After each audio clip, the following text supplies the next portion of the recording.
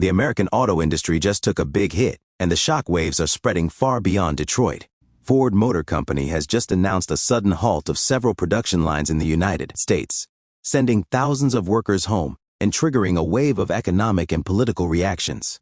The move has surprised markets and communities across the country, with many now asking how one of America's most famous automakers could come to such a sudden stop.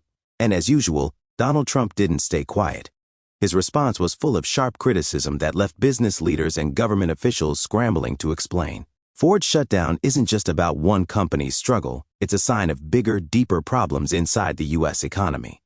Ford listed several reasons for the production pause: supply chain issues, higher material costs, rising tensions with labor unions, and a global auto market that's changing fast and forcing carmakers to rethink their strategies.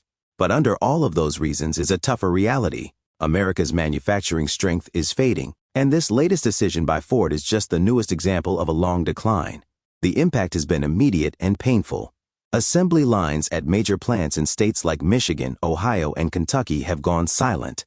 Thousands of workers suddenly have no jobs and no paychecks, and the towns that rely on those jobs are bracing for hard times. Local businesses like restaurants, stores, and transportation companies are all feeling the pressure. And it's not just Ford employees being hit. The effects are reaching suppliers, trucking companies, parts makers, and even local housing markets in factory towns. Donald Trump, known for speaking out strongly on economic issues, quickly turned to social media to blast Ford and criticize the government. He said Ford had turned its back on American workers and blamed the current administration for failing to defend U.S. manufacturing. In Trump's words, China's shutdown is a direct result of weak leadership and globalist policies that have allowed foreign competitors to gain the upper hand.